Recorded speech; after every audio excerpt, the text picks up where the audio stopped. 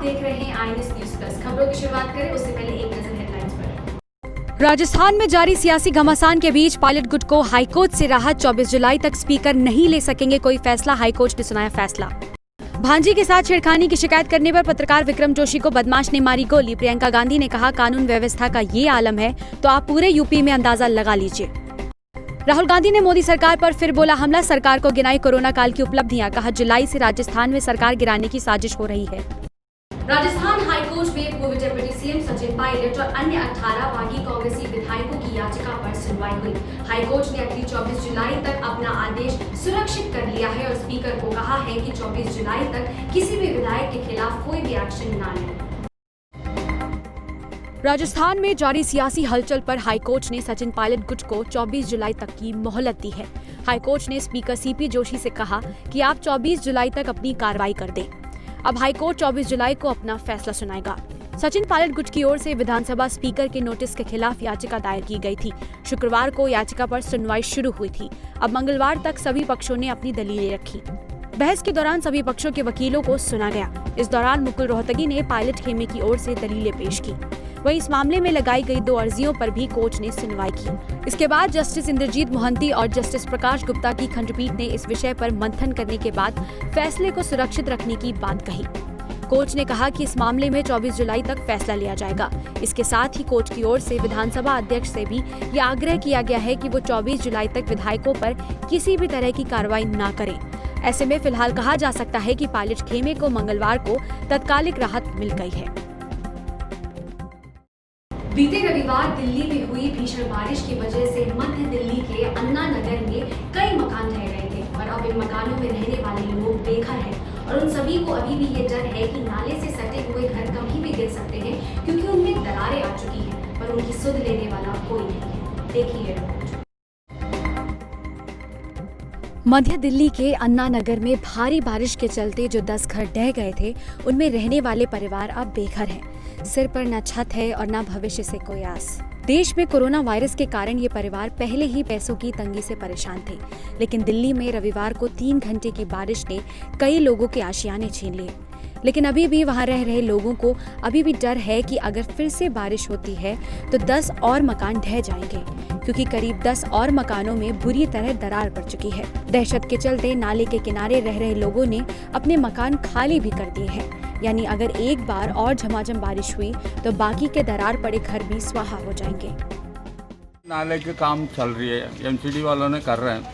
वैसे मिट्टी डाल के वो पानी तो आधा तो निकल गया, थोड़ा बहुत है, लेकिन खुदा ना खास्ते पानी बारिश का मौसम में है, बारिश आ जाए यहाँ तो पहले से पूरा दरार हो चुका है ज़मीन। इस तरफ इन्होंने ऐसे छोड़ के उस तरफ कर रहे हैं। अचानक बारिश आने के बाद किसी जो भी बचा हुआ तो और ज़्यादा नुकसान होगा। पब्लिक का घर तो पूरी की पूरी टूटेगा। इनका काम क्या होना चाहिए, इस तरफ पहले करके उस तरफ फिर बाद में करना चाहिए, पब्लिक को बचाना हो। जिनके घर नाले में बह गए हैं वो लोग अब मंदिर में रहने को मजबूर हैं या पास में जो टेंट लगवाए गए हैं उनमें रह रहे हैं। लेकिन लोगों का कहना है कि प्रशासन की ओर से जायजा तो लिया गया है, लेकिन खाने को लेकर कोई खासा इंतजाम नहीं किया गया है। बस लोग आ रहे हैं, रिपोर्ट लिख रहे हैं, MLA हो गए और बाकी सब चीजें, पुलिस वाले सब कुछ रिपोर्ट लिख रहे हैं, कुछ नहीं हो रहा। ये लोग ये तक नहीं सोच रहे कि खाने के लिए दें, कुछ इनके लिए प्रोवाइड कर रहा है, कुछ ऐसा नहीं हो रहा। वहाँ पर भी देख लो सिर्फ एक छोटा सा टेंट है, वहाँ पे भी सोने के लिए कुछ ऐसा वो नहीं है, ना पंखा। बच्चे चलो बड़े देर टाइम पर सो जाएंगे, पर बच्चे तो नहीं सो सकते। सुबह के लेके खाना वो रात को दे रहा है, इसमें क्या प्रोवाइड मिल रहा है? अभी भी सुबह का नाश्ता अब इन लोगों ने दिया है, उसमें छोटे छोटे बच्चे उनको क्या खिलाएंगे, उतना दूध है ना कुछ है, बिस्किट कुछ नहीं दिया गया इन लोगों से, और ये अब जाके सिर्फ रोटी और दाल दी गई है इनसे। अन्ना नगर में करीबन 10,000 लोग रहते हैं। दरअसल ये झुग्गी बस्ती रेलवे की जमीन पर बनाई गई है, जो नाले से सटी हुई है। रेलवे की जमीन पर ये सारे मकान अवैध तरीके से बनाए हुए हैं। यहाँ तकरीबन 1200 मकान हैं, जहाँ लोग पिछले 40 से 50 साल से रह रहे हैं। जो बारिश हुई थी वो यहाँ हुई थी, और ये जितने भी आप साइड के अगर मकान देखें ये पूरे गिर गए, और ये कुछ मकान अभी भी पूरी तरीके से दरारें यहाँ पर पड़ चुकी हैं। ये आपको साफ दिखाई, मैं आपको दिखाने की कोशिश करता हूँ। ये देखिए पूरे यहाँ पर देखिए ये दरार पड़ चुकी है ये, और ये लोगों का कहना है कि ये जो पीपल का पेड़ है अगर ये गिरता है तो इसकी जड़ें जो है वो पीछे, यानी कि यहाँ से करीबन 10 से 20 मकान ऐसे हैं जो कि सब लेके चला जाएगा। फिलहाल इन लोगों का ये भी कहना है कि अभी तक कोई आधिकारिक आदमी आया नहीं है जो इनसे बात करे। कोई आया आपसे बात करने के लिए? ऐसा कुछ नहीं करा, उन्होंने सिर्फ बात करके जा रहे हैं, कुछ प्रोवाइड नहीं कर रहे हैं। अच्छा, यानी कि बात करके जा रहे हैं कुछ अधिकारी, और इसके अलावा कुछ इनको मुहैया सुविधाएं नहीं कराई गई हैं। Mohammad Shoaib, IANS TV, Delhi. भीषण गर्मी से परेशान दिल्ली NCR के लोगों को मंगलवार दोपहर राहत मिली। मंगलवार दोपहर को दिल्ली में काफी तेज बारिश हुई। दिल्ली में बीते सोमवार से ही रुक रुक कर बारिश हो रही थी, जिसकी वजह से तापमान में गिरावट हुई। दिल्ली NCR के कई इलाकों में आज दोपहर जोरदार बारिश हुई है। इस दौरान आसमान में काले बादलों की वजह से दिन में ही अंधेरा छा गया। बारिश की वजह से आम लोगों को गर्मी से थोड़ी राहत जरूर मिली है, वहीं सड़कों पर निकले लोगों को थोड़ी परेशानी का सामना करना पड़ा। काले बादलों की वजह से मौसम का मिजाज पूरी तरह बदल गया। दिल्ली में भारी बारिश से कई जगह पर पानी भर गया। दिल्ली में मंगलवार को हुई बारिश के बाद फिर जलभराव की स्थिति पैदा हो गई है। किसी सामान्य इलाकों को तो छोड़ ही दीजिए, आप दिल्ली सचिवालय के बाहर की स्थिति देखिए। दिल्ली सचिवालय के बाहर मेन गेट पर बारिश के बाद पानी भर गया था। मौसम विभाग ने दिल्ली के कुछ इलाकों में अगले 2 दिनों तक भारी बारिश की चेतावनी जारी की है। मौसम विभाग ने कहा है कि दिल्ली तथा आसपास के क्षेत्रों में भारी बारिश का अनुमान है। अधिकतर और न्यूनतम तापमान भी कम ही रहेगा। साथ ही अगले 2-3 दिन तक दिल्ली में हल्की बारिश होती रहेगी और गर्मी से राहत बनी रहेगी। गाजियाबाद के विजयनगर इलाके में कुछ अज्ञात बदमाशों ने पत्रकार विक्रम जोशी पर हमला किया। बीती रात विक्रम जोशी अपनी बेटियों के साथ मोटरसाइकिल से जा रहे थे और तभी उन्हें बदमाशों ने घेर लिया और हमला किया। देखिए दिल्ली से सटे गाजियाबाद में बदमाश इतने बेखौफ हो गए हैं कि वो पत्रकार पर भी गोली चलाने लगे हैं। दरअसल गाजियाबाद में पत्रकार विक्रम जोशी ने अपनी भांजी के छेड़ने की तहरीर पुलिस को दी थी। फिर पुलिस ने ना तो उसमें कार्रवाई की और ना ही किसी की गिरफ्तारी की। तहरीर देने से नाराज बदमाशों ने सोमवार देर रात पत्रकार विक्रम जोशी को गोली मार दी। विक्रम इस समय जिंदगी और मौत से अस्पताल में लड़ रहा है। विक्रम जोशी के भाई अनिकेत जोशी ने बताया कि कुछ दिन पहले उनकी भांजी के साथ कुछ लड़के छेड़खानी कर रहे थे, जिसका विरोध उनके भाई विक्रम जोशी ने किया था। आदमी मैं जानता नहीं किसी को भी कौन है वो लड़के, उन्होंने एक साथ झुंड मार के घेरा था डबल टंकी के पास लाला की दुकान के सामने हलवाई की। अच्छा, फल की। क्यों मारी गोली?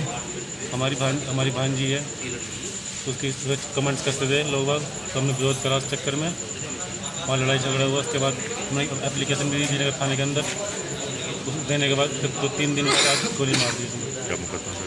क्या पुलिस ने मुकदमा दर्ज किया था? हाँ जी। तो अरेस्टिंग नहीं हुई थी क्या उनके अभी तक? ये मुझे नहीं पता सर।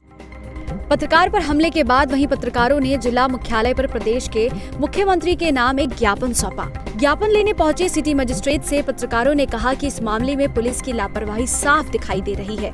विक्रम जोशी 3 दिन पहले आरोपियों के खिलाफ जान को खतरा बताते हुए थाने में शिकायत दे चुके थे, बावजूद इसके पुलिस ने कार्रवाई नहीं की। सीरियस कंडीशन में है। हमारी सर मांग है कि इस हमले के जितने आरोपी हैं सबके खिलाफ सख्त से सख्त कानूनी कार्रवाई की जाए। दूसरा, पीड़ित परिवार को सुरक्षा दी जाए। तीसरा, जो पीड़ित परिवार की आर्थिक हालत देखते हुए उनकी आर्थिक सहायता की जाए।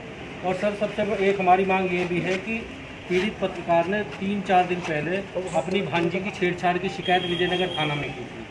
उस पर कोई कार्रवाई क्यों नहीं की गई? और कार्रवाई ना होने के चलते ही आरोपियों के हौसले बुलंद हुए और कहीं ना कहीं उनको पुलिस की तरफ से इस तरह की कोई सपोर्ट मिली, जिसकी वजह से उन्होंने उस पर हमला किया। पहले दबाव बनाया कि शिकायत क्यों करी और उसके बाद ये हमला किया। तो हमारी सर ये भी मांग है कि जो इस मामले में जो दोषी पुलिसकर्मी हैं उनके खिलाफ भी सख्त से सख्त कार्रवाई होनी चाहिए और सबकी भूमिकाओं की जाँच होनी चाहिए।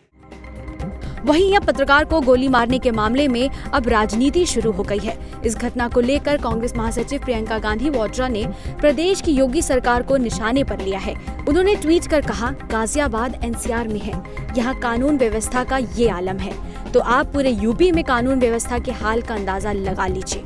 एक पत्रकार को इसलिए गोली मार दी गई क्योंकि उन्होंने भांजी के साथ छेड़छाड़ की तहरीर पुलिस में दी थी। इस जंगल राज में कोई भी आमजन खुद को कैसे सुरक्षित महसूस करेगा? बता दें कि विक्रम जोशी पर हमला करते वक्त ये घटना सीसीटीवी में रिकॉर्ड हो गई। विक्रम पर करीब 5 से 6 लोगों ने हमला किया था, जो सीसीटीवी में दिख रही हैं। हालांकि पुलिस ने 5 आरोपियों को गिरफ्तार कर लिया है। कांग्रेस के पूर्व अध्यक्ष राहुल गांधी ने कोरोना वायरस संक्रमण के बढ़ते हुए मामले को देखते हुए एक बार फिर सरकार पर निशाना साधा है और सरकार के पिछले 7 महीने का कैलेंडर ट्विटर पे जारी किया है। देखिए रिपोर्ट। कोरोना वायरस महामारी के बीच कांग्रेस के पूर्व अध्यक्ष राहुल गांधी ने मोदी सरकार को आड़े हाथों लिया है। देश में कोविड-19 के कुल मामले 11 लाख के पार पहुंच गए हैं। राहुल गांधी ने मोदी सरकार पर तंज कसते हुए कोरोना काल में मोदी सरकार की 7 महीनों की उपलब्धियां गिनाई हैं। राहुल गांधी ने मंगलवार को किए अपने ट्वीट में राजस्थान के सियासी संग्राम का भी जिक्र किया है। राहुल गांधी ने सरकार पर राजस्थान की गहलोत सरकार गिराने की कोशिश करने का आरोप लगाया है। राहुल गांधी ने अपने ट्वीट में लिखा, कोरोना काल में सरकार की उपलब्धियां। फरवरी में नमस्ते ट्रंप, मार्च एमपी में सरकार गिराई, अप्रैल मोमबत्ती जलाई, मई सरकार की 6वीं सालगिरह, जून बिहार में वर्चुअल रैली, जुलाई राजस्थान सरकार गिराने की कोशिश। इसीलिए देश कोरोना की लड़ाई में आत्मनिर्भर है। दरअसल राहुल गांधी कोरोना मामले को लेकर मोदी सरकार पर लगातार सवालिया निशान लगाते रहे हैं। वहीं अब एक बार फिर सरकार पर निशाना साधा है। देश में कोरोना मरीजों की संख्या 11,55,191 हो चुकी है। पिछले 24 घंटे में 37,148 मरीज मिले हैं। इसके पहले रविवार को रिकॉर्ड 40,425 मरीज मिले थे।